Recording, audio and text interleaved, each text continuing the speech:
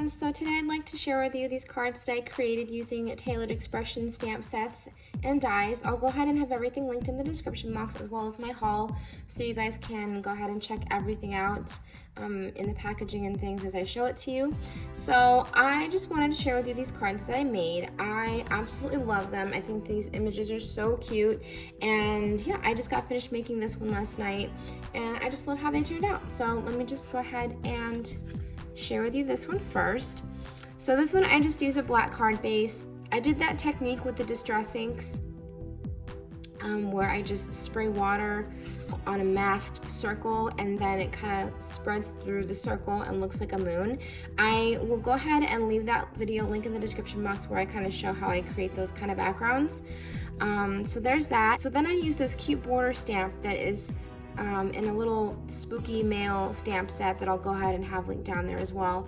I also did the ghostly greetings in the white embossing powder, and then I added some purple gems. I have my ghosts here that are popped up on some foam, and I colored them in with my Arteza Everblend markers. I love the gems too. I love that they're like a deep dark purple. They kind of match with the sky, so I absolutely love it. So there's that one. And then this one is a shadow box card. I found a tutorial on Pinterest and I'll link that in the description box as well. But I also used a background that I created in my spooky backgrounds video for this.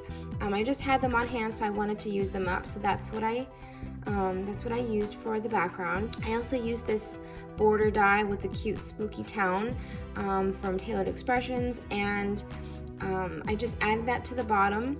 I popped up my ghosts on some foam, but I embossed them with black embossing powder, the bats as well, and I just colored them in again using my Everblend markers. I wanted the sentiment on the bottom in a strip, and the stamp set had cute sentiments, but I wanted them to fit on this bottom strip part right here, so I just kind of embossed it with black embossing powder and cut it up and added that to the front. So this is my second card. So yeah, this is my quick card share. I love how they turned out. Please go check out Tailored Expressions. Like I said, I'll have everything linked down below.